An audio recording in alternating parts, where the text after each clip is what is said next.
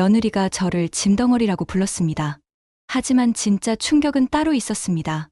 며느리의 휴대폰에서 발견한 그 단어, 그리고 제가 직접 들은 그 말. 여러분도 상상할 수 없을 겁니다. 제 이름은 김순덕, 올해 69세입니다. 서울 강남구에 있는 30평 아파트에서 아들 내외, 그리고 손자와 함께 살고 있어요. 남편을 일찍 여의고 홀로 아들을 키워왔는데 이제 그 아들이 장성해서 가정을 이루고 저와 함께 살게 된 거죠. 처음에는 정말 행복했습니다. 매일 아침 가족들을 위해 밥을 차리고 손자 돌보는 일이 제게는 삶의 전부였으니까요. 하지만 지금 생각해보면 그때부터 이미 징조들이 있었던 것 같아요. 제 하루는 새벽 5시에 시작됩니다. 평생을 이렇게 살아왔으니 이제는 알람도 필요 없어요. 제 몸이 곧 시계인 셈이지요. 밤새 굳어있던 무릎을 몇 번 주무르고 나서 저는 소리 없이 안방을 빠져나옵니다. 거실 한편에서 고른 숨을 내쉬며 자고 있는 아들 내외와 손자를 방해하고 싶지 않거든요. 아들 현수는 대기업에 다니는 과장입니다. 며느리 민지는 재택근무를 하는 회사원이고요. 그리고 5살 된 손자 준호까지. 이 세 사람을 위해 제 남은 날들을 바치는 것이 제가 누릴 수 있는 가장 큰 행복이라고 생각했어요. 부엌에 들어서서 희미한 식탁 등을 켜는 것으로 제 하루가 본격적으로 시작됩니다. 가장 먼저 하는 일은 쌀을 씻어 밥솥에 안치는 것이에요. 며느리는 압력밥솥으로 한 밥을 좋아하고 아들은 조금 된 밥을, 손자는 또 따로 부드러운 밥을 먹여야 하니 여간 신경 쓰이는 일이 아닙니다. 3가지 밥을 각각 다른 방식으로 준비해야 해요. 그래도 어머니 밥이 최고라며 엄지를 척 세우는 아들의 얼굴을 떠올리면 이 정도 수고는 아무것도 아니었지요. 밥이 되는 동안에는 국과 반찬을 준비합니다. 오늘은 아들이 좋아하는 차돌박이 된장찌개를 끓이기로 했어요.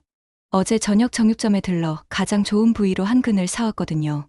얇게 썬 차돌박이를 달달 볶다가 구수한 집된장을 풀어넣고 애호박과 두부를 썰어 넣어 보글보글 끓여냅니다. 찌개가 끓는 구수한 냄새가 집 안가득 퍼지면 비로소 제가 사는 집이 온기를 찾는 것 같아 마음이 놓여요.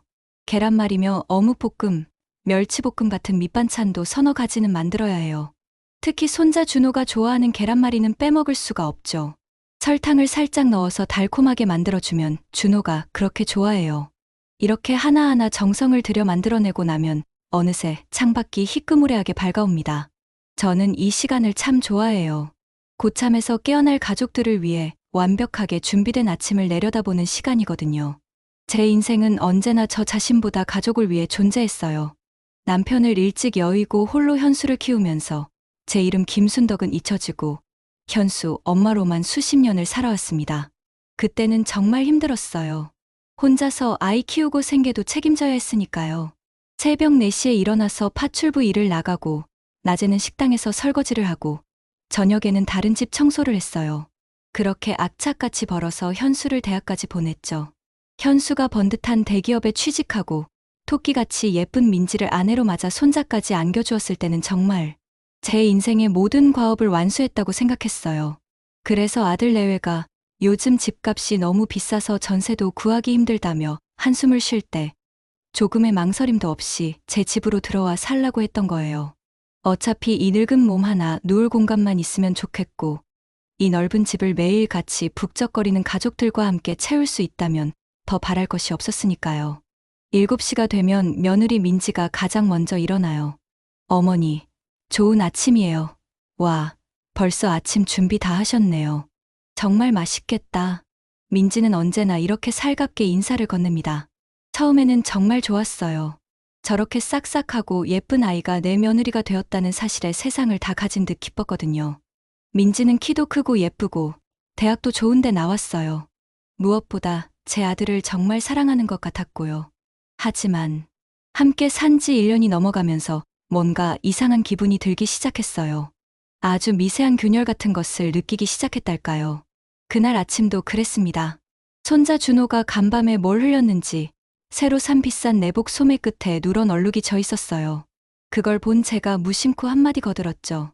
민지야, 준호 옷에 뭐가 묻었네. 그거 이리 줘봐. 쌀뜨물에 담가서 주물러주면 금방 빠진단다. 옛날부터 쓰던 방법인데 이게 아주 효과가 좋아. 제게는 정말 순수한 마음이었어요. 며느리한테 살림의 지혜를 알려주고 싶은 마음이었거든요. 시어머니로서 며느리를 도와주고 싶었던 거죠. 하지만 민지는 제 말에 고개 한번 돌리지 않았어요. 소파에 앉아서 휴대폰 화면만 들여다보며 빠른 속도로 무언가를 입력하고 있었어요. 마치 제가 말을 건 것조차 듣지 못한 것처럼요. 제가 다시 한번 말을 걸었어요. 민지야, 내 말 들었어? 그제서야 한참 만에 건성으로 대답이 돌아왔습니다. 아, 네. 이따 제가 알아서 할게요. 요즘엔 얼룩제거제 좋은 거 많아요. 그 목소리에는 뭔가 차가운 기운이 있었어요. 아주 옅었지만 분명한 가시 같은 게 돋아 있었거든요. 마치 제 방법은 낡고 구식이고 자신의 방식이 더 세련되고 옳다는 무언의 선언 같았어요. 그 순간 가슴 한구석이 서늘하게 식는 기분이 들었지만 저는 애써 표정을 관리하며 웃었습니다. 그래, 요즘 젊은 사람들이 뭘 알겠어. 내가 너무 구세대지. 바쁜 애한테 괜한 참견을 했구나. 항상 그랬어요. 뭔가 어색한 상황이 생기면 저는 늘 저 자신을 탓하며 상황을 넘겼어요. 며느리는 제가 건네준 옷을 받아가는 대신 세탁바구니에 툭 던져놓고는 다시 휴대폰에 집중했어요. 그 모습을 보면서 우리 사이에는 뭔가 보이지 않는 투명한 벽이 존재하는 것 같다는 생각이 들었어요. 아침 식사 시간이 되면 더 확실하게 느껴졌어요. 제가 정성으로 차린 밥상 앞에서도 민지는 오직 손자 준호의 식사를 챙기는 데만 집중했거든요. 준호야, 이거 어머니가 사온 유기농 김이야. 할머니가 만든 시금치는 먹지 말고 이거랑 먹자. 응. 겉으로는 아이에게 하는 말 같았지만 그 칼날은 명백히 저를 향해 있었어요. 제가 새벽 시장에서 직접 고르고 정성껏 무친 시금치 나물이 며느리가 인터넷으로 주문한 비싼 유기농 김에 밀려 졸지에 먹으면 안 될 음식이 되어버린 순간이었죠. 이런 일들이 한두 번이 아니었어요.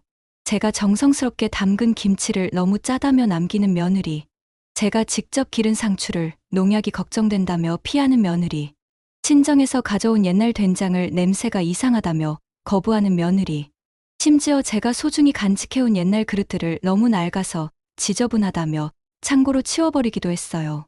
하나하나는 정말 사소한 일들이었어요.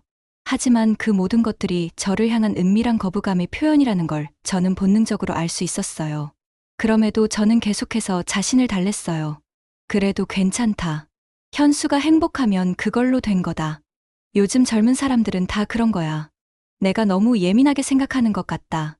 항상 이런 식으로 자기 합리화를 했어요. 저녁 시간이 되어 아들 현수가 퇴근하고 돌아오는 시간이 제게는 하루 중 가장 행복한 순간이었어요. 다녀왔습니다.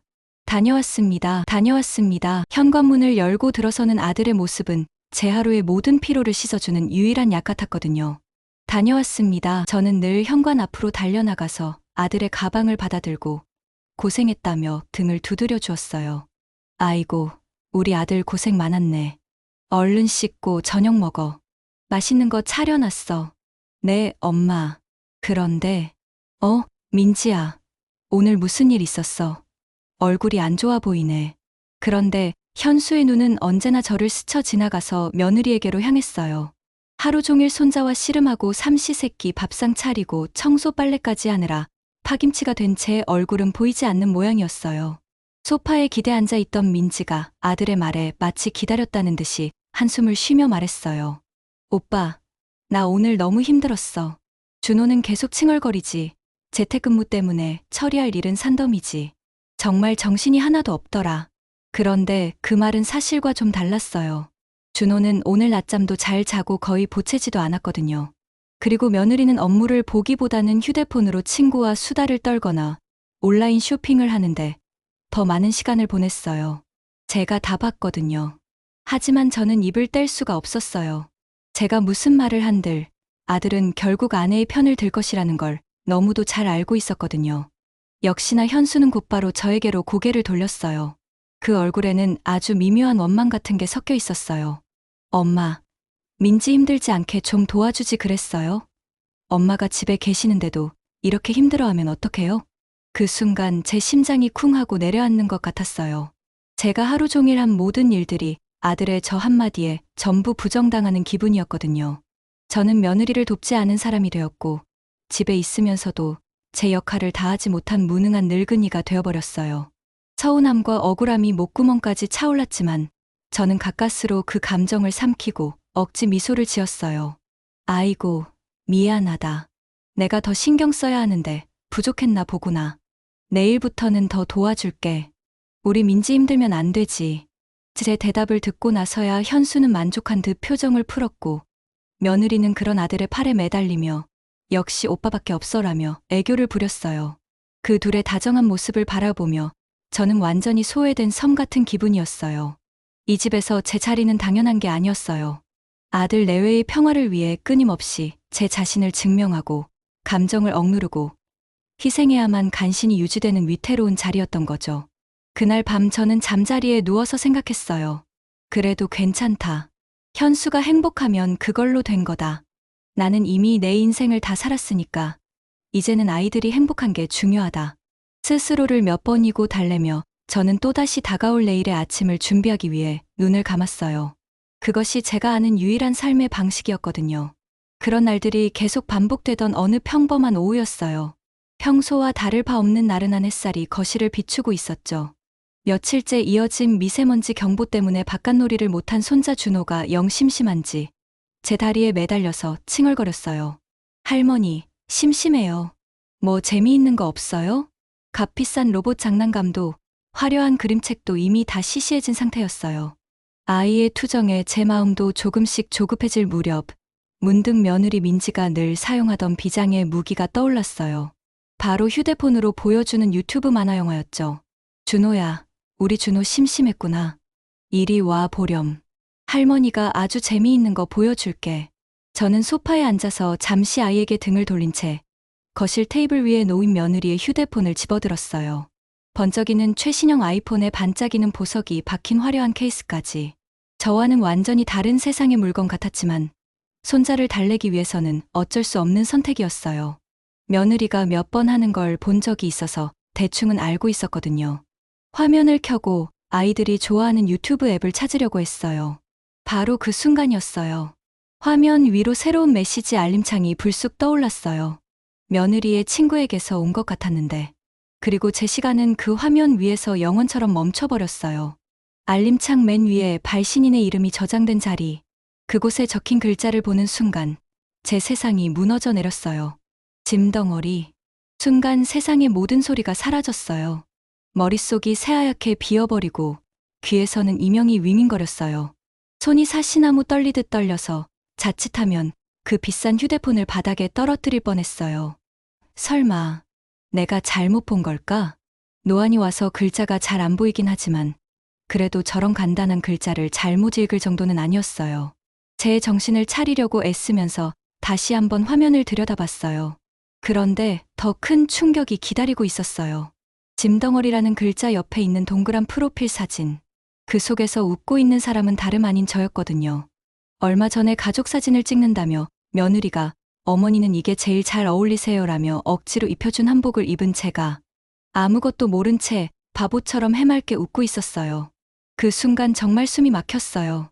제가 며느리에게는 짐덩어리였던 거예요. 이름도 없고 그냥 짐덩어리. 충격에 빠져서 멍하니 서 있는데 마침 화장실에서 나온 며느리가 거실로 걸어 나왔어요. 휴대폰으로 누군가와 통화를 하면서 말이에요.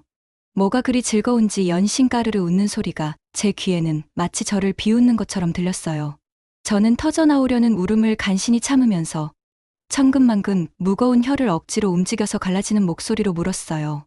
민지야, 저녁 시간이 다 되어가는데 뭐 특별히 먹고 싶은 거라도 있니? 평소와 다를 바 없는 며느리를 챙기는 시어머니로서의 질문이었어요. 혹시나 해서 정말 만에 하나 제가 오해한 것일 수도 있다는 마지막 희망을 붙잡고 싶었는지도 몰라요.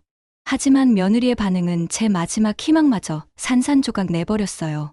민지는 제 쪽은 쳐다보지도 않은 채 들고 있던 휴대폰의 수화기를 손으로 살짝 가리면서 전화기 너머의 친구에게 이렇게 말했어요. 그 목소리는 세상 모든 것이 귀찮다는 듯이 짜증이 가득했어요. 미안. 잠깐만. 우리 집 짐덩어리가 떠들어. 그 한마디가 제 세상의 마지막 기둥을 뽑아내고 하늘을 무너뜨렸어요. 제가 건넨 다정한 질문이 며느리에게는 그저 의미 없는 소음, 귀찮은 짐덩어리의 잔소리에 불과했던 거예요. 짐덩어리라는 연락처 저장이 실수가 아니었다는 걸, 장난이 아니었다는 걸 확인시켜주는 잔인하고 무자비한 현실이었어요. 그 순간 지난 몇 년간 며느리가 제게 보여줬던 모든 살가운 행동들과 애교 섞인 웃음들이 한꺼번에 머릿속을 스쳐 지나갔어요.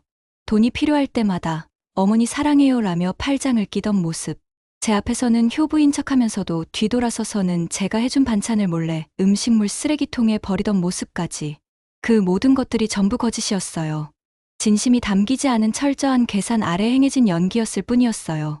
저는 그 모욕적인 연극의 유일한 관객이자 가장 비참한 광대였던 거죠.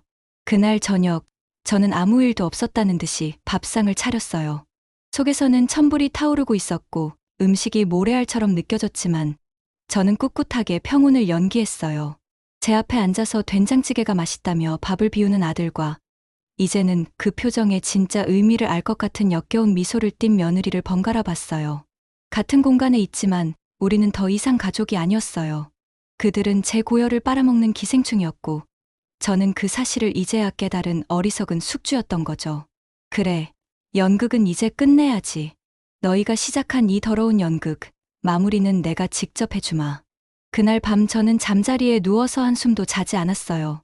눈을 감으면 짐덩어리라는 글자와 제 웃는 얼굴 사진이 아른거렸고 귀에는 우리 집 짐덩어리가 떠들어라는 며느리의 목소리가 끊임없이 메아리 쳤어요. 하지만 더 이상 눈물은 나지 않았어요.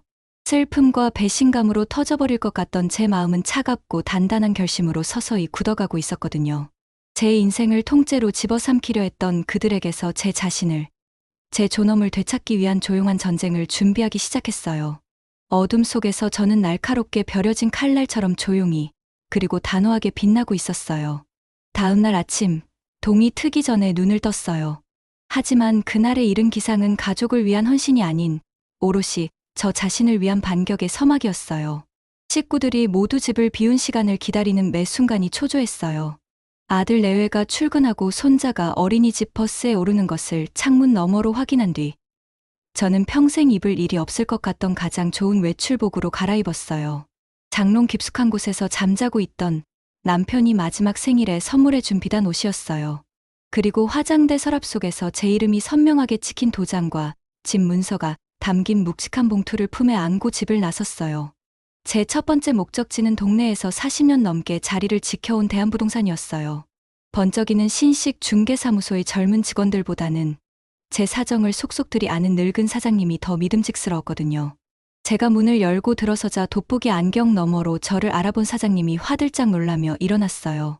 아이고, 김 여사님, 이게 얼마만입니까? 귀한 걸음을 다 하셨네요. 그런데 오늘 차림새가 꼭 어디 중대한 자리 가시는 것 같은데요? 저는 사장님의 인사에 가볍게 고개를 끄덕여 보인 뒤 그의 맞은편 의자에 깊숙이 앉았어요. 그리고 조금의 망설임도 없이 품 안에서 집 문서 봉투를 꺼내 묵직한 소리를 내며 테이블 위에 올려놓았어요. 사장님, 저 오늘 중대한 결심을 하고 왔습니다. 제 목소리는 낮고 차분했지만 그 안에는 강철 같은 의지가 담겨 있었어요. 이 집을 팔아야겠습니다. 조건은 두 가지예요. 시장에 나올 수 있는 최고 가격이어야 하고 가장 빠른 시일 내에 처리되어야 해요. 수수료는 걱정 마시고 두둑히 챙겨드리겠습니다. 제 말에 부동산 사장님의 입이 떡 벌어졌어요. 남편과 사별하고 홀로 아들을 키우며 이 집을 지켜온 제 사정을 누구보다 잘 아는 사람이었거든요. 아니, 김 여사님, 갑자기 집은 왜 파십니까? 혹시 아드님한테 무슨 문제라도 생겼나요? 아니면 어디 편찮으신 건가요? 사장님이 걱정스럽게 물어왔지만 저는 단호하게 고개를 저었어요. 아무것도 묻지 마시고 제가 부탁드린 대로만 처리해 주십시오. 이제는 저도 제 인생을 좀 살아봐야겠습니다. 제 인생을 살아봐야겠다는 마지막 말에 사장님은 더 이상 묻지 않고 무겁게 고개를 끄덕였어요. 제 평생의 피와 땀, 그리고 남편과의 추억이 고스란히 담긴 이 집. 아들 내외가 당연히 자신들의 것이라 믿어 의심치 않았던 이 보금자리는 그렇게 조용히 시장의 매물로 나오게 되었어요. 부동산을 나온 제가 향한 곳은 시내 중심가에 있는 주거래 은행이었어요. 저는 곧장 VIP 창구로 안내를 받았어요. 안락한 가죽 소파에 앉아서 저는 가방에서 여러 개의 통장을 꺼내 은행 직원 앞에 펼쳐 보였어요. 손자 대학 등록금을 위해 붓던 적금 통장, 남편의 사망보험금을 묻어두었던 정기예금, 며느리 몰래 비상금으로 모아온 쌈지돈 통장까지 제 긴 세월의 흔적이 고스란히 담긴 통장들이었어요. 여기 있는 모든 예금을 해지해서 이 하나의 계좌로 전부 옮겨주십시오. 그리고 이 계좌는 저 외에는 그 누구도, 심지어 제 아들이라 할지라도 조회하거나 인출할 수 없도록 가장 높은 등급의 보안을 설정해 주시기 바랍니다. 은행 직원은 제 단호한 어조에 놀란 듯했지만 곧 능숙하게 업무를 처리하기 시작했어요. 며느리는 결혼 초부터 어머니, 저희가 관리해 드릴게요. 요즘은 앱으로 하는 게 이자도 더 쳐주고 편해요라며 제 통장들을 호시탐탐 노려왔었어요. 그때마다 저는 늙어서 그런 건 잘 모른다며 어물쩍 웃어넘겼죠. 그 거절이 얼마나 현명한 판단이었는지 저는 뼈저리게 느끼고 있었어요. 흩어져 있던 제 모든 금융자산이 단 하나의 계좌로 모이고 그 통장에 저희 새로운 도장이 찍힌 종이를 건네받았을 때 저는 비로소 제 인생의 완전한 주도권을 되찾은 기분이었어요. 이 돈은 이제 저를 지켜줄 가장 강력한 무기이자 누구도 빼앗을 수 없는 저희 성체가 될 거였어요. 집으로 돌아온 저는 마지막 시험에 들어갔어요. 제 결심에 한치의 의심이나 미련도 남기지 않기 위한 최종 확인 절차였어요. 저는 며느리에게 전화를 걸었어요. 일부러 끙끙 앓는 소리를 내며 금방이라도 숨이 넘어갈 듯 힘없는 목소리를 연기했어요. 민지야, 나다. 아무래도 내가 몸살이 아주 심하게 난 것 같구나. 온몸이 두들겨 맞은 것처럼 쑤시고 머리가 깨질 것 같아서 도저히 움직일 수가 없어. 정말 미안하지만 오늘 저녁이랑 내일 준호 등원은 내가 좀 해줘야겠다. 수화기 너머로 순간 싸늘한 정적이 흘렀어요. 제 건강을 걱정하는 다정한 목소리가 들려오리라는 기대는 애초에 하지도 않았어요. 그리고 역시나 며느리의 입에서 터져나온 첫마디는 제 예상을 조금도 벗어나지 않았어요. 네? 어머니, 갑자기 이러시면 어떡해요? 저 오늘 회사에서 중요한 회식이 있고 오빠도 저녁 약속이 있는데 준호는 어떡하라고요? 좀 미리 말씀해 주셨어야죠. 짜증과 원망이 가득한 얼음처럼 차가운 목소리였어요. 저의 건강 상태에 대한 염려는 단 한 음절도 찾아볼 수 없었어요. 오로지 자신의 계획이 틀어졌다는 사실에 대한 노골적인 불평뿐이었죠. 저는 조용히 눈을 감았어요. 마지막 남은 한 조각의 인간적인 기대마저 산산조각 나는 소리가 들리는 듯했어요. 미안하구나. 그럼 어쩔 수 없지. 끊는다. 전화를 끊고 저는 텅 빈 거실을 둘러봤어요. 이 집 곳곳에 배어있던 저의 헌신과 애정의 흔적들은 이제 차가운 배신감과 서늘한 결의로 완전히 뒤덮여 있었어요. 모든 준비는 끝났어요. 이제 가면을 벗기고 이 지긋지긋한 연극의 막을 내릴 시간만이 남아 있었어요. 운명의 날은 토요일 저녁으로 정해졌어요. 저는 아들 내외에게 오랜만에 다 같이 외식이라도 할까 했는데 그냥 집에서 내가 아주 맛있는 거 해줄게. 그리고 너희에게 중요한 할 말도 있고라며 초대의 말을 건넸어요. 중요한 할 말이라는 떡밥에 그들은 분명 제 재산 증여나 앞으로 손자를 돌보는 일에 대한 더 큰 헌신을 약속하는 자리일 것이라 짐짐작했을 거예요. 그들의 눈빛에서 탐욕과 기대감이 스치는 것을 저는 똑똑히 봤어요. 저는 그날 아침부터 시장을 봐와서 제 평생의 요리 솜씨를 총동원해 상다리가 휘어지도록 저녁을 차렸어요. 최고급 한우로 만든 갈비찜이며 오색찬란한 잡채, 각종 나물과 손수 부친 전까지 마치 누군가의 생일잔치나 명절 당일 같았어요. 이 모든 음식을 준비하면서 저는 지난 수십 년간 제가 차려왔던 수천 번의 밥상들을 떠올렸어요.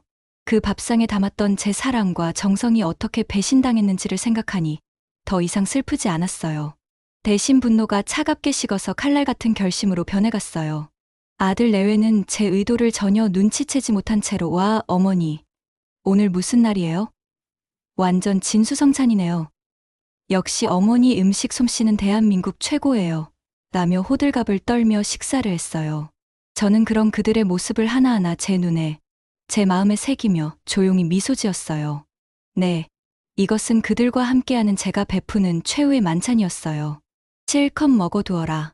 짐덩어리가 차려주는 마지막 밥상이니까. 식사가 끝나고 향긋한 차와 과일을 내어놓았을 때 드디어 제가 입을 열었어요. 시끌벅적하던 식탁에 순간 정적이 흘렀고 아들과 며느리는 드디어 올 것이 왔다는 듯 기대감 어린 눈으로 저를 바라봤어요. 오늘 이렇게 다 모이라고 한 건 다른 게 아니다. 저는 차잔을 내려놓고 정면으로 며느리 민지를 똑바로 쳐다봤어요. 제 선량하고 고른 시선을 마주한 민지의 눈이 미세하게 흔들리는 것을 놓치지 않았어요.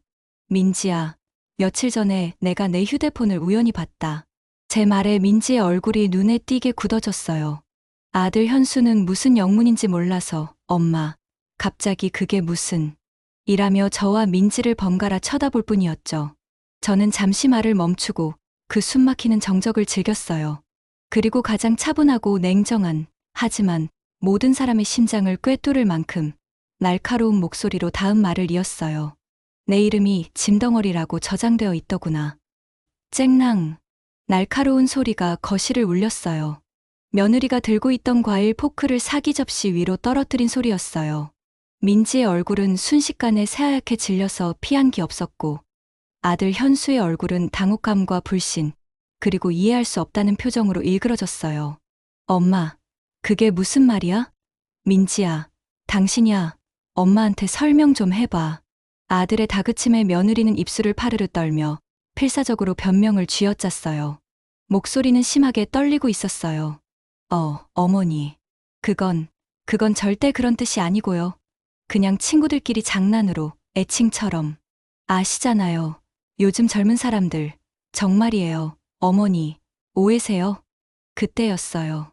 저는 기다렸다는 듯이 며느리의 구차한 변명을 산산조각낼 마지막 카드를 꺼내들었어요. 저는 피식하고 경멸이 가득 담긴 웃음까지 터뜨렸어요. 제 웃음소리에 며느리의 얼굴은 더욱 공포에 질려갔어요. 장난이라고? 애칭이라고?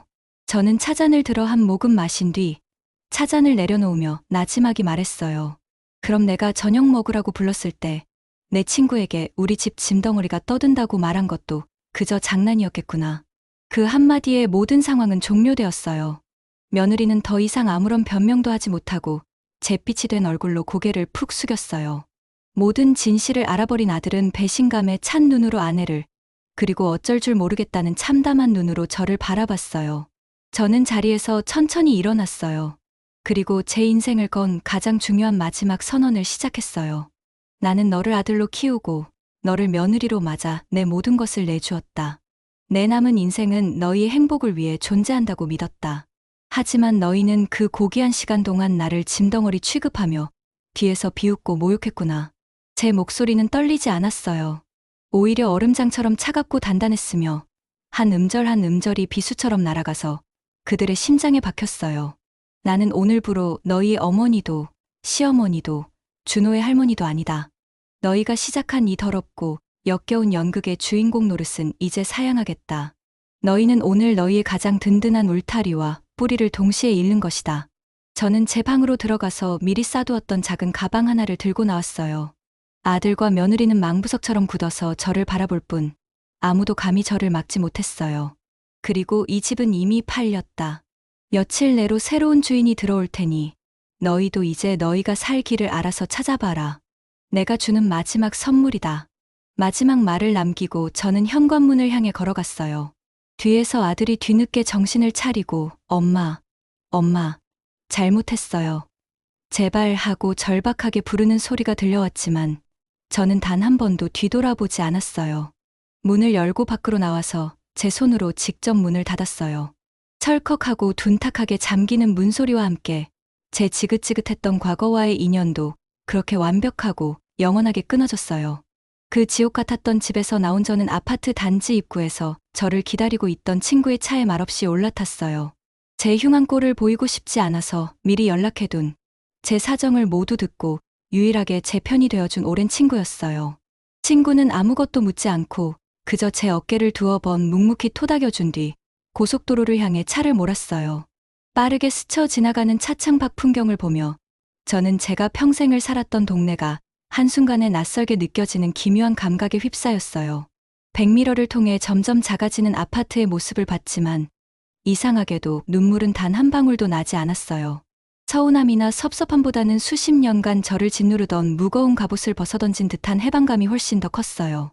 다음 날 아침, 약속대로 부동산 사장님에게서 전화가 걸려왔어요. 제가 내놓은 집을 사겠다는 사람이 나타났는데 자금 사정이 넉넉한 사업가라서 제가 제시한 가격을 모두 수용하고 계약을 서두르고 싶다는 꿈같은 내용이었어요. 하늘이 제 새로운 출발을 돕는 것만 같았어요.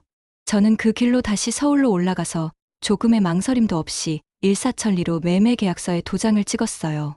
제 평생이 담긴 집의 소유권이 타인에게 넘어가는 순간 저는 제 손으로 직접 과거의 족쇄를 끊어냈다는 사실에 깊은 만족감을 느꼈어요. 계약금을 제 통장으로 모두 송금받은 뒤 저는 곧장 이사정리센터에 연락해서 남은 짐을 모두 처분해달라고 요청했어요. 아들의 낡은 앨범, 빛바랜 가족사진, 그들이 쓰던 값비싼 가구들까지 제 기억 속에서 지워버리고 싶은 모든 것들을요. 단 하나, 제 방에 있던 작은 자개장과 제 손때 묻은 옷 몇 가지만은 따로 챙겨서 제가 있는 곳으로 보내달라고 부탁했어요. 그 자개장은 시집 올 때 친정 어머니가 해주신 제 인생의 유일한 재산 목록이었거든요.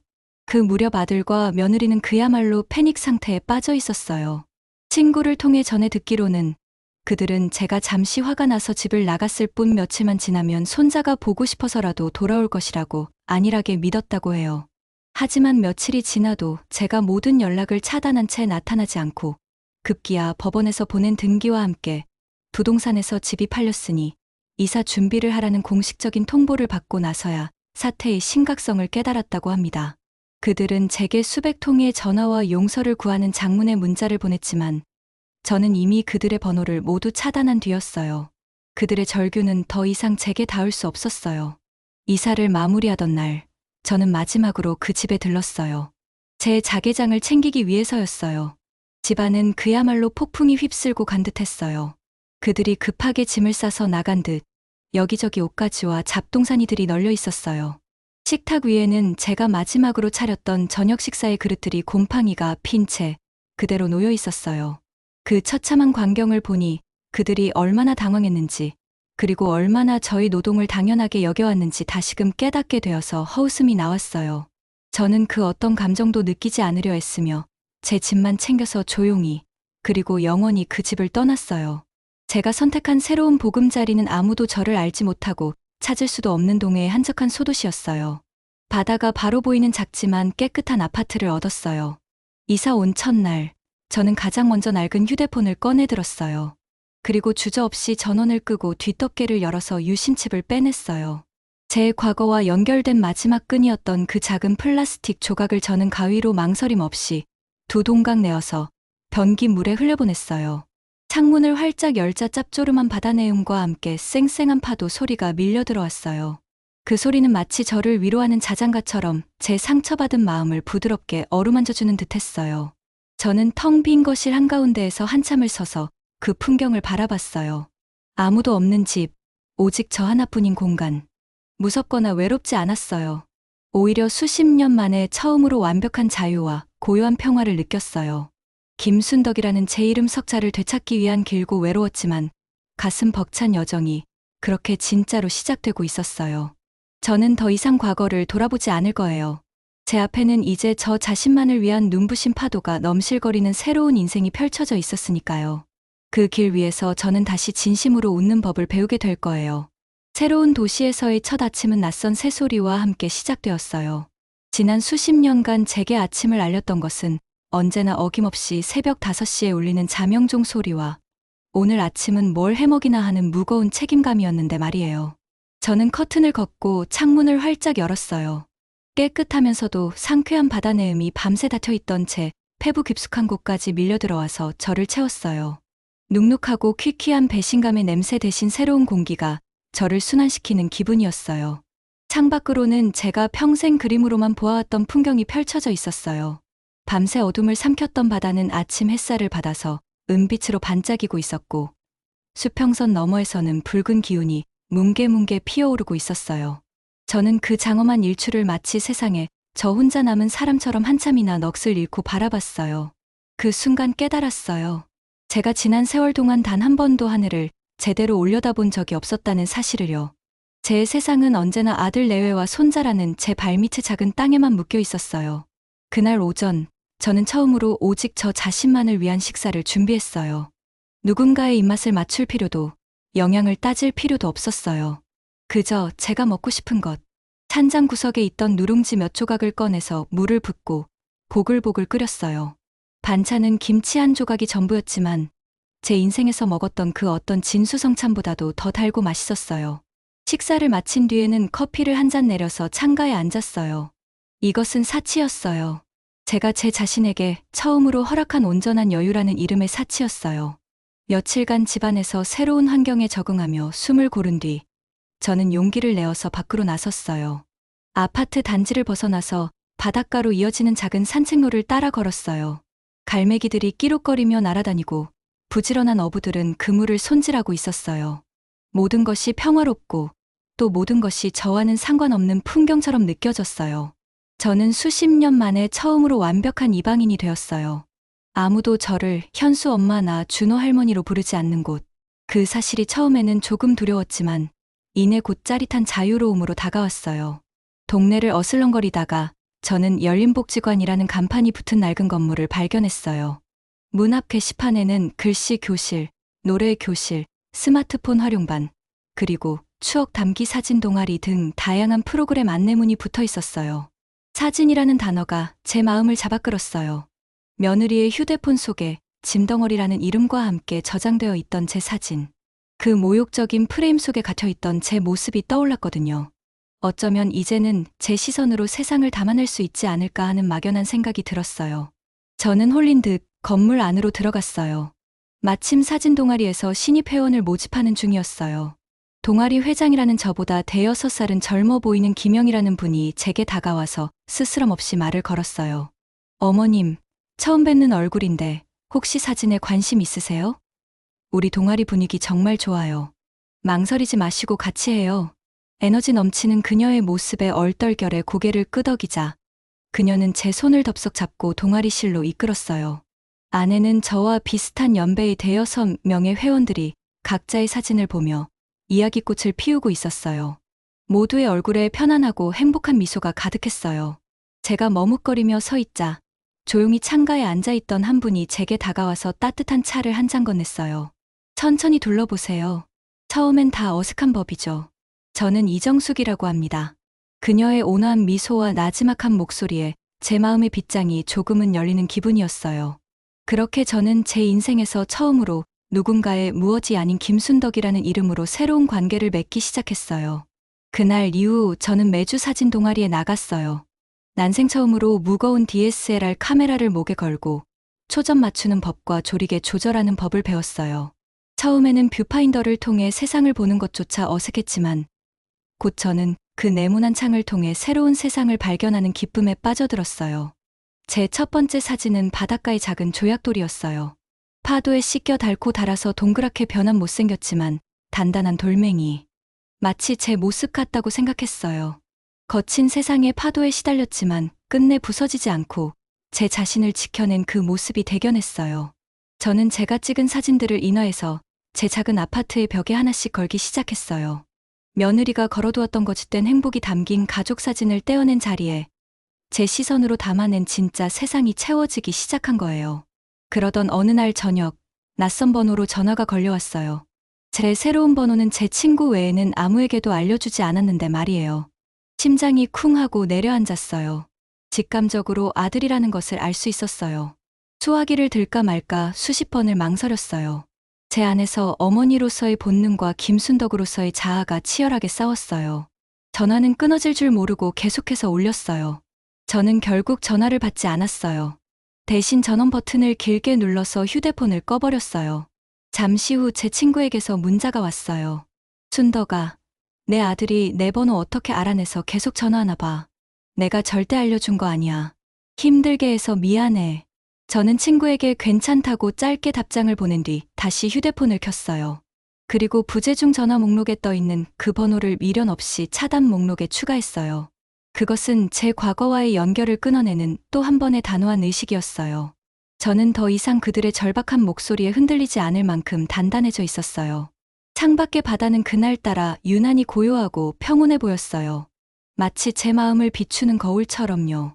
제가 새로운 삶에 조금씩 뿌리를 내리고 있을 무렵, 멀리서 그들의 소식이 바람결처럼 들려오기 시작했어요.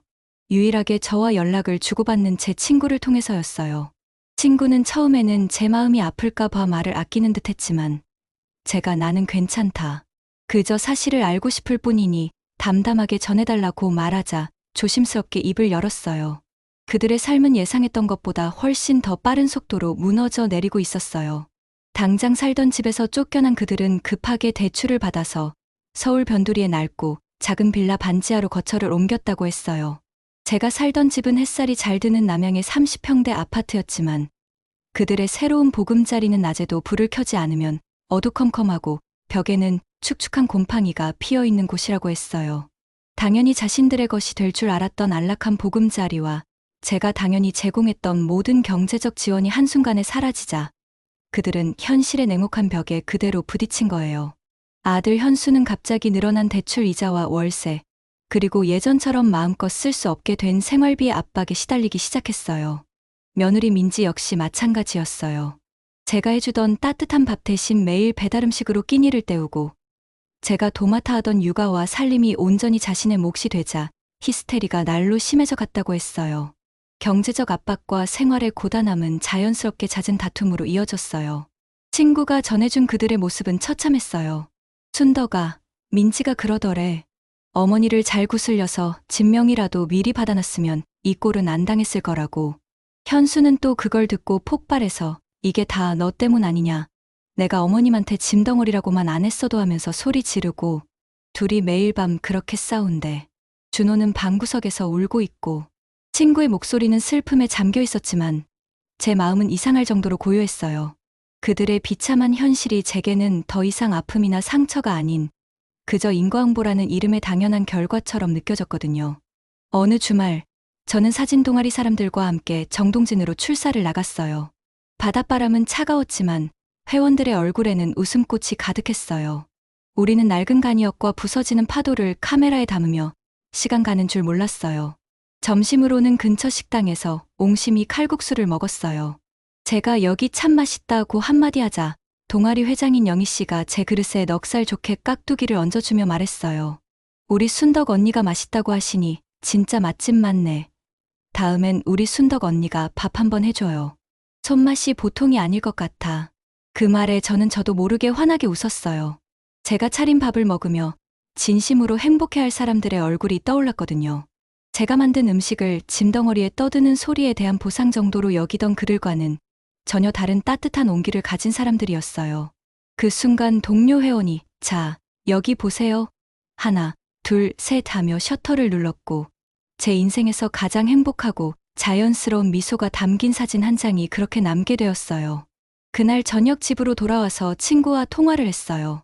친구는 울먹이며 또 다른 소식을 전했어요.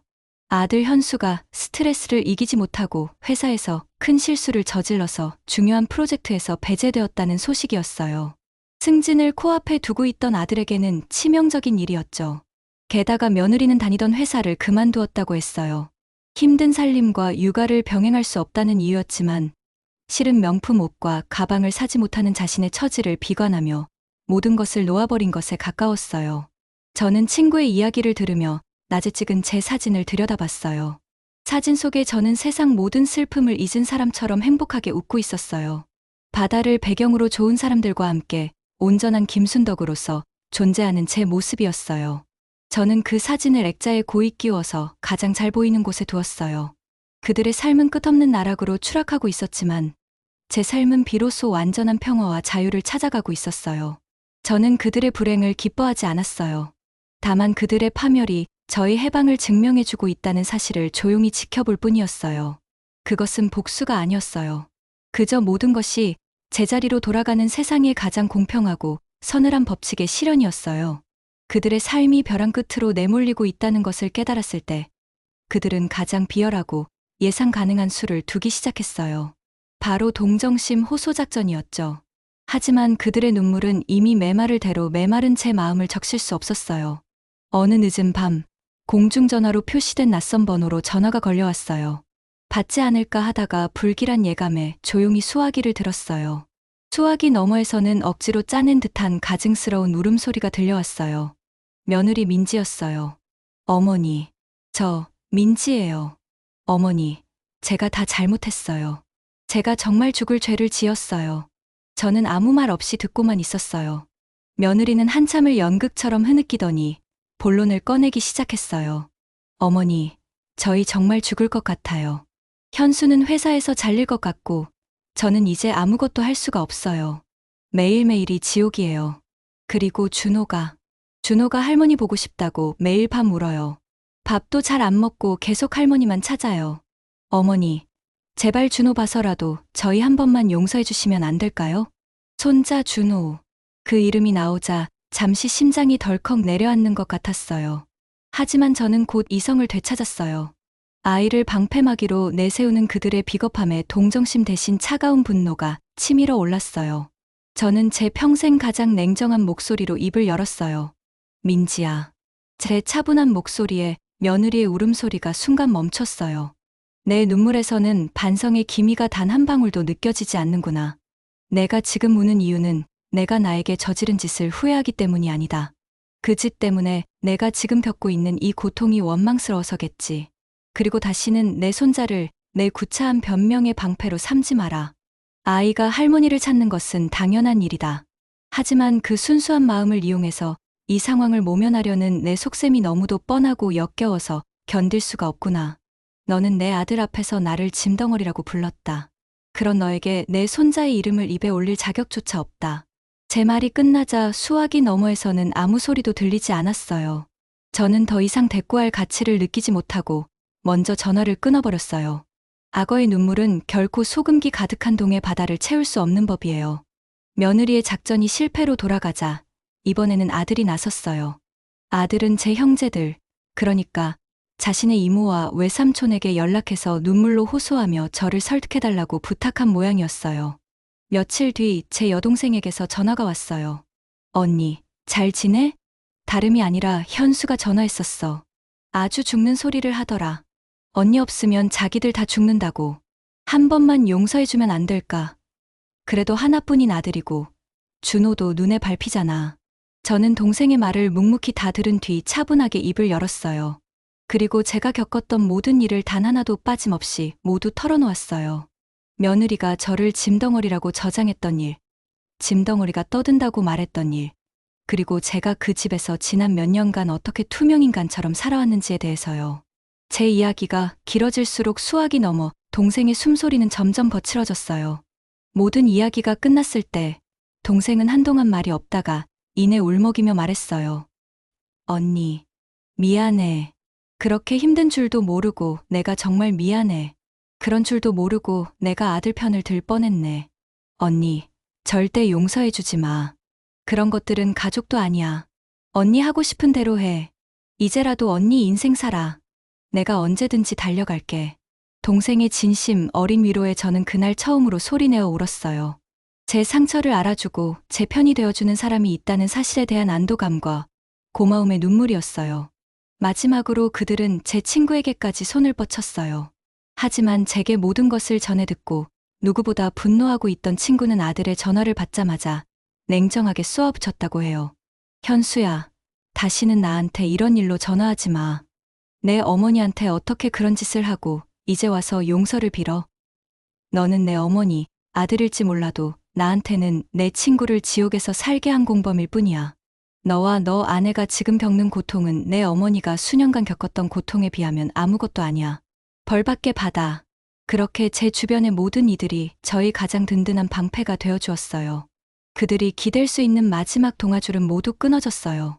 이제 그들에게 남은 것은 스스로의 잘못이 만들어낸 절망의 구렁텅이로 떨어지는 일뿐이었어요. 저는 창밖의 거친 파도를 보며 생각했어요. 저 파도가 제 마음속에 남은 마지막 분노의 찌꺼기까지 모두 씻어주기를 바란다고요. 시간이 흘러서 계절이 2번 바뀌었어요. 그 사이 제 삶에는 많은 변화가 있었어요. 저는 사진 동아리에서 주최한 작은 전시회에 제 작품들을 출품했어요. 바다, 파도 그리고 시간이라는 주제로 제가 1년간 찍어온 동해의 풍경들이었죠. 전시회 첫날, 제 동생과 친구, 그리고 복지관에서 사귄 새로운 친구들이 꽃다발을 들고 저를 찾아와 주었어요. 제 사진 앞에서 함께 웃으며 기뻐해주는 사람들. 그들의 따뜻한 축하 속에서 저는 비로소 제가 더 이상 혼자가 아니라는 것을 깨달았어요. 저는 짐덩어리처럼 버려진 존재가 아니라 새로운 관계 속에서 존중받고 사랑받는 김순덕이라는 이름의 작가였어요. 그러던 어느 날 동생에게서 전화가 왔어요. 언니, 오늘 법원에서 서류가 왔어. 현수랑 민지 이혼 서류에 도장 찍었대. 준호 양육권은 민지가 갖기로 하고 현수는 최소한의 양육비만 보내는 걸로 합의했나 봐. 그 소식을 듣는 순간 제 마음은 놀라울 정도로 잔잔했어요. 기쁨도, 통쾌함도, 슬픔도 아니었어요. 그저 그렇게 되었구나 하는 담담한 수긍이었어요.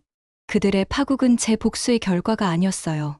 서로를 존중하지 않고 책임을 떠넘기며 탐욕으로 가득했던 그들의 관계가 맞이할 수밖에 없었던 정해진 결말이었을 뿐이에요.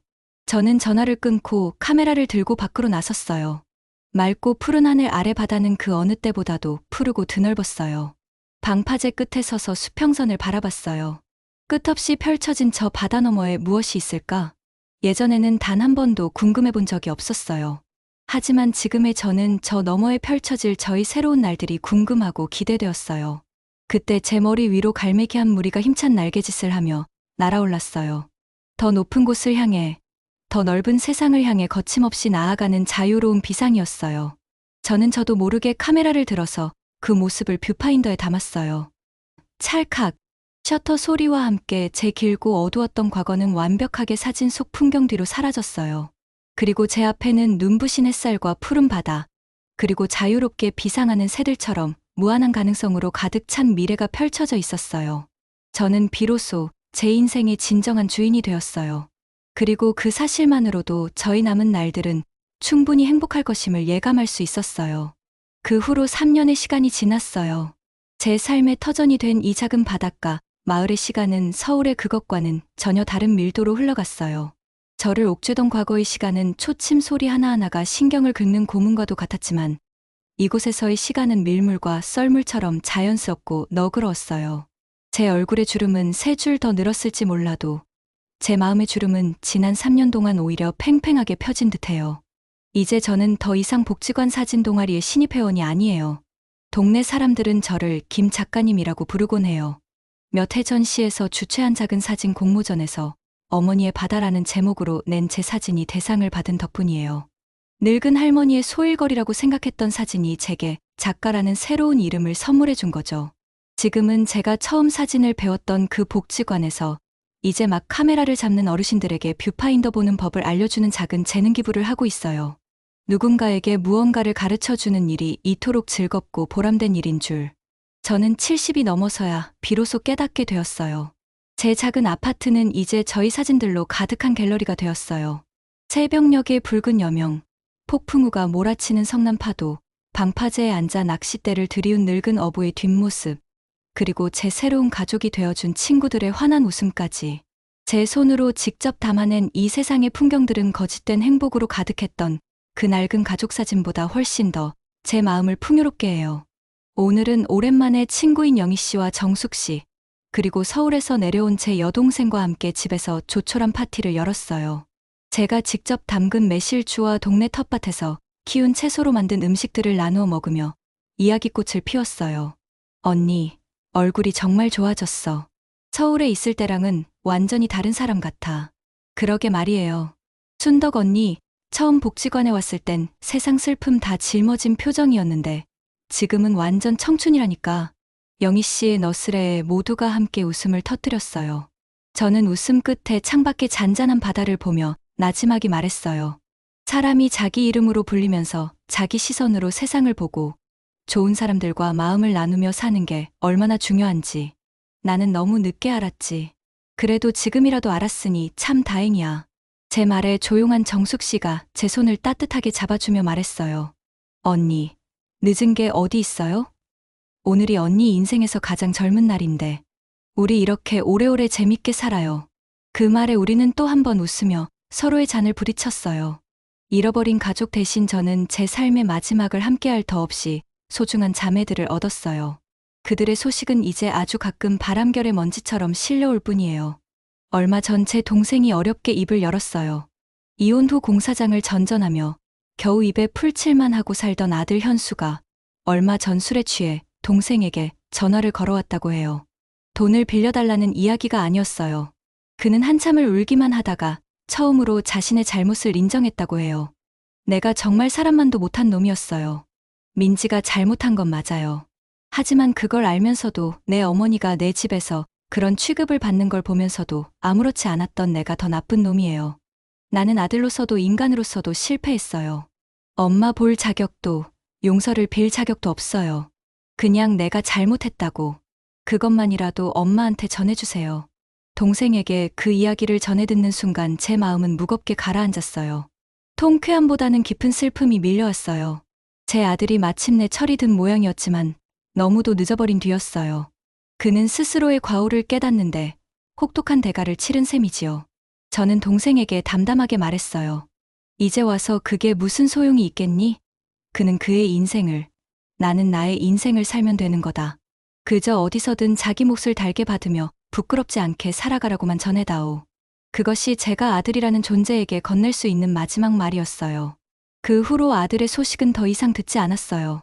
며느리 민지는 준호를 데리고 재혼을 몇 번 시도했지만 그녀의 이기적인 성격과 사치스러운 씀씀이를 감당할 남자는 아무도 없었다고 해요. 지금은 작은 식당에서 허드레시를 하며 준호를 혼자 키우고 있다고 들었어요. 준호를 자신의 불행한 처지를 상기시키는 짐처럼 여기며 아이에게 막말을 내뱉을 때가 많다는 이야기까지는 차마 제 귀로 듣고 있기 힘들어서 동생의 말을 중간에 끊었어요. 가장 제 마음에 돌덩이처럼 걸려있던 것은 역시 손자 준호였어요. 아이는 어느새 초등학교에 입학할 나이가 되었어요. 동생의 말에 따르면 준호가 가끔씩 바닷가에 사는 할머니는 지금 뭐 하고 계실까요? 라고 묻는다고 해요. 그 말을 전해 들을 때마다 저는 밤새 뒤척이며 잠을 이루지 못했어요. 손자가 보고 싶어서 가슴이 미어졌지만 손자를 만나는 순간 그 며느리와 아들이 제 삶에 다시 얽혀들어올까봐 두려웠어요. 고민 끝에 저는 동생에게 한 가지 제안을 했어요. 제가 손자를 만나러 가겠다고요. 단, 그 사실을 아들과 며느리는 절대로 알아서는 안 되며 만남은 오직 동생의 동행하에 제가 사는 곳과 그들이 사는 곳의 중간쯤에 위치한 어느 조용한 공원에서 이루어져야 한다는 조건을 걸었어요. 약속한 날, 저는 난생 처음으로 누군가를 만나러 가기 위해 몇 번이고 옷을 갈아입으며 안절부절 못했어요. 공원 벤치에 앉아서 아이를 기다리는 시간은 제게 영원처럼 길게 느껴졌어요. 멀리서 동생의 손을 잡고 걸어오는 작은 아이의 모습이 보이자 저는 저도 모르게 자리에서 벌떡 일어났어요. 아이는 훌쩍 자라서 제 허리춤까지 와 있었어요. 하지만 여전히 마르고 얼굴에는 옅은 그늘이 져 있었어요. 아이는 낯을 가리는지 동생 뒤에 숨어서 저를 경계의 눈빛으로 쳐다봤어요. 제 가슴이 아려왔어요. 준호야, 할머니야. 제 목소리가 파르르 떨려 나왔어요. 아이는 잠시 저를 빤히 쳐다보더니 이내 고개를 끄덕였어요. 동생이 미리 제 사진을 보여준 모양이었어요. 우리는 어색하게 벤치에 나란히 앉았어요. 무슨 말을 해야 할지 몰라서 막막했어요. 그때 아이가 먼저 제게 작은 스케치북을 내밀었어요. 할머니, 이거 제가 그린 거예요. 스케치북에는 삐뚤하지만 힘 있는 선으로 그려진 커다란 고래 한 마리가 있었어요. 푸른 바다를 힘차게 헤엄치는 고래. 우와, 우리 준호 그림 정말 잘 그리는구나. 정말 멋진 고래네. 네, 고래는 세상에서 제일 크고 아무도 못 괴롭히잖아요. 아이의 그 한마디에 저는 울음을 터뜨릴 뻔한 것을 간신히 참았어요. 저는 가방에서 미리 준비해온 작은 선물을 꺼냈어요. 아이들이 쉽게 다룰 수 있는 작고 튼튼한 어린이용 디지털 카메라였어요. 준호야, 이건 할머니가 주는 선물이야. 아이의 눈이 동그래졌어요. 이걸로 우리 준호가 보고 싶은 세상을 마음껏 담아보렴. 준호가 좋아하는 고래도 담고 파란 하늘도 담고 친구들의 웃는 얼굴도 담고 할머니는 언제나 우리 준호가 담아낼 예쁜 세상을 응원하고 있을게. 아이는 조심스럽게 카메라를 받아들고 소중하게 품에 안았어요. 그 모습을 바라보며 저는 비로소 깨달았어요. 제가 아이에게 물려주어야 할 진정한 유산은 신탁 계좌에 들어있는 돈이 아니라 세상을 자신의 시선으로 바라보고 그 안에서 아름다움을 발견해낼 수 있는 힘이라는 것을요. 짧은 만남을 뒤로하고 저는 아이의 뒷모습을 한참이나 바라봤어요. 아이는 몇 번이고 뒤를 돌아보며 제게 손을 흔들어 주었고 저 역시 눈물이 흐르는 것도 잊은 채 아이에게 손을 흔들어 주었어요. 집으로 돌아오는 길, 제 마음은 더할 나위 없이 평온했어요. 저는 과거의 모든 인연을 끊어낸 것이 아니었어요. 가장 아프고 더러웠던 부분만을 도려내고 가장 소중하고 순수한 연결고리는 새로운 방식으로 이어낸 것이었어요. 오늘도 저는 바다를 봅니다. 이제 제게 바다는 도피처가 아닌 새로운 시작을 약속하는 희망의 상징이에요. 파도는 끊임없이 밀려와서 낡은 것을 지우고 새로운 풍경을 만들어내요. 저희 남은 삶도 저 파도처럼 매일 새롭게 그리고 힘차게 흘러갈 거예요. 제가 처음 이곳에 왔을 때는 상처받고 분노에 찬 늙은 여자였어요. 하지만 지금의 저는 자신의 이름을 되찾고 자신만의 시선을 갖게 된 김순덕이라는 한 명의 온전한 인간이에요. 며느리는 저를 짐덩어리라고 불렀지만 진짜 짐이 된 것은 제가 아니라 사랑을 잃고 서로를 존중하지 않는 그들의 마음이었어요. 저는 70이 넘어서야 비로소 진짜 젊음이 무엇인지 깨달았어요. 나이는 숫자일 뿐이고 진짜 젊음은 매일 새로운 것을 배우고 새로운 사람들과 만나며 새로운 꿈을 꾸는 마음에서 나오는 것이었어요. 지금 제 손에는 카메라가 들려 있고 제 눈에는 아직 담지 못한 수많은 아름다운 풍경들이 보여요. 제 가슴에는 함께 웃고 함께 울어줄 소중한 사람들이 있고 제 마음에는 앞으로 펼쳐질 새로운 날들에 대한 설렘이 가득해요. 그들은 저를 버렸다고 생각했겠지만 실제로는 제가 그들을 버린 거였어요. 저를 존중하지 않고 당연하게 여기며 짐덩어리 취급했던 그들을 제가 먼저 버린 거예요. 그리고 그 선택이 제 인생 최고의 결정이었어요. 이제 저는 아무도 아닌 저 자신을 위해 살아갑니다. 김순덕이라는 제 이름으로, 제 의지로, 제 선택으로. 그리고 그 길 위에서 저는 매일매일 진심으로 웃는 법을 다시 배우고 있어요. 69세에 시작된 제 두 번째 인생은 첫 번째 인생보다 훨씬 더 자유롭고 아름답습니다. 늦었다고 생각할 때가 가장 빠른 때라는 말이 정말 맞는 것 같아요. 지금이라도 제 진짜 인생을 찾은 것이 감사할 따름이에요. 며느리가 저를 짐덩어리라고 불렀던 그날이 역설적으로 제가 진짜 김순덕으로 다시 태어나게 된 날이었어요. 그들의 배신이 저에게는 새로운 인생의 출발점이 되었던 거죠. 이제 저는 더 이상 뒤돌아보지 않을 거예요. 제 앞에는 눈부신 바다와 푸른 하늘, 그리고 끝없는 가능성들이 펼쳐져 있거든요. 이 이야기를 듣고 계신 모든 분들께 말씀드리고 싶어요. 나이는 정말 숫자일 뿐이에요. 언제든 새로운 시작이 가능해요. 여러분도 용기를 내어 여러분만의 진짜 인생을 찾아가시길 바라요. 그리고 절대로 누군가에게 당연하게 여겨지지 마세요. 여러분은 모두 존중받아야 할 소중한 존재니까요. 저는 앞으로도 계속해서 제 카메라로 아름다운 세상을 담아갈 거예요. 그리고 매일매일 김순덕이라는 이름으로 당당하게 살아갈 거예요. 여러분도 여러분만의 아름다운 이야기를 써나가시길 바랍니다. 긴 이야기 들어주셔서 감사합니다. 모든 분들의 새로운 시작을 응원합니다.